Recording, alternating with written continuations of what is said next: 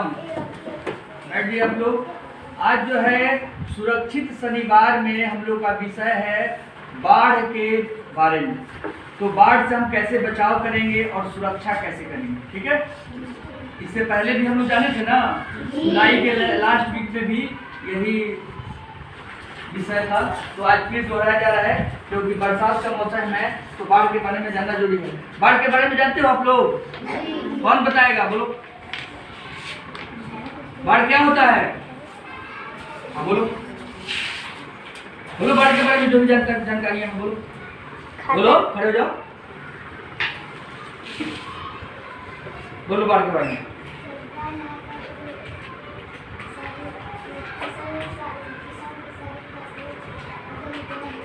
वाह, very good, ताली बजाइए इनके लिए। रानी बोल रही है कि बाढ़ आने पे किसान का फसल क्या हो जाएगा, दह जाएगा, बर्बाद हो जाएगा। तो बाढ़ क्या है कि पानी के रिलेटेड है, पानी से संबंध है। पानी का स्तर बढ़ जाता है, फ्लो बढ़ जाता है तो बाढ़ आ जाता है। अब वो पानी का फ्लो कैसे बढ़ेगा? बारिश होने से। तो ऐसा नहीं है कि आपके यहाँ ही बारिश होगा तो बाढ़ आएगा। मान लीजिए कि नदियां है, कहीं दूसरे जगह से आ रही है और कहीं दूसरे जगह दूसरे स्टेट में बारिश बहुत ज्यादा हो गया तो पानी कहीं तो कहीं जाएगा ना, तो उससे भी बाढ़ आ सकता है। हमने ऊपर भी लिखा है, तो इसीलिए आज का विषय रखा गया है बाढ़। बाढ़ है कि जरूरत से ज्यादा पानी आ जाना, वो एक बाढ़ का रूप ले लेता है, ले लेगा ना। और बाढ़ से आपको पता है कि जान माल की बहुत हानि होती है।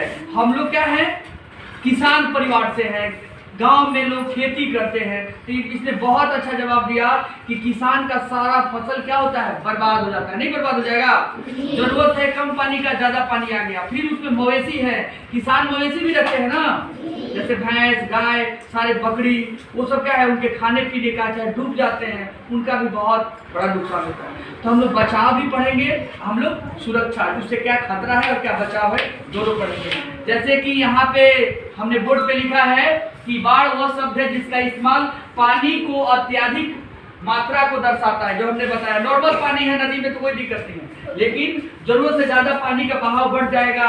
कैसे होता है, जैसे कि नदी में जो पानी आता है उसको डैम में हम लोग इकट्ठा कर लेते हैं, लेकिन कितना रखेंगे, जितनी आवश्यकता होगी उतना ही ना।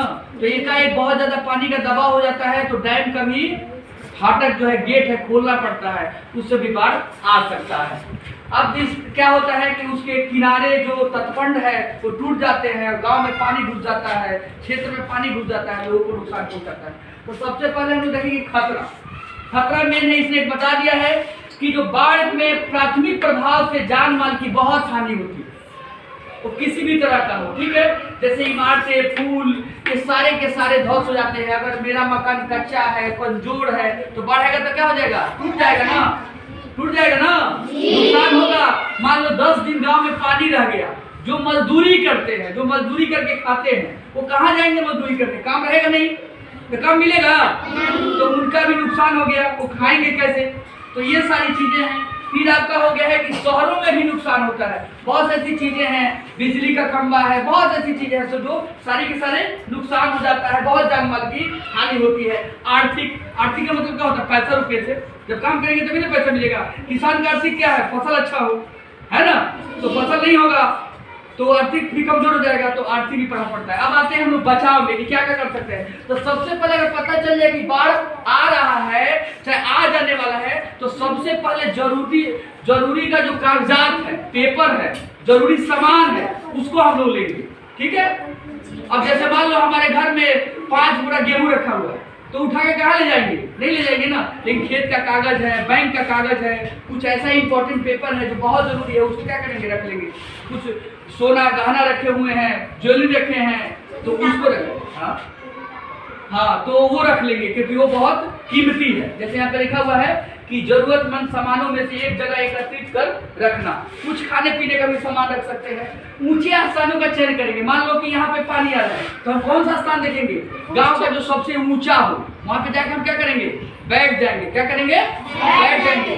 तीसरा क्या होगा कि ऊंचे स्थानों का चयन कर रखेंगे। बाढ़ का पानी जहाँ नहीं पहुंचे, अपने क्षेत्र में बाढ़ के कारण जो अधिक दिनों तक रुकने देने के लिए है उसका प्रबंध कर देंगे। ऐसे जगह पर जैसे मान लो तुम्हारे गांव में सबसे ऊंचा बिल्डिंग स्कूल का ही सीढ़ी लगा हुआ है, तो कोई दिक्कत नहीं है, आप आइए, आपका कच्चा मकान है, गिर जा रहा है, चाहे गिरने का डर है, स्कूल के छत पे आकर रहिए, कोई दिक्कत नहीं। जो भी सार्वजनिक चीजें हैं वहां का आप यूज कर सकते हैं, सरकार कहती है कि आप करें, ये सुरक्षा है। ठीक है, तो बाढ़ के बारे में हम लोग समझ गए। दूसरा नंबर की, बाढ़ का पानी जब गांव में आ जाता है तो क्या करता है, अब वो कचरा लेकर आता है, और जब सड़ता है तो बीमारी हो जाती है। हर जगह पानी हो जाएगा तो मच्छर पैदा होगा, मच्छर से मलेरिया होगा। गंदा पानी जो आपका चापाकल है उसमें पानी, ये सब पानी चले जाता है ना बाढ़ का, और वो पानी पिएंगे तो क्या हो जाएगा, आप बीमार पड़ जाएंगे। तो जैसे बाढ़ का पानी आ जाए, अगर बाढ़ चला भी जा रहा है, कम हो जाए तो पानी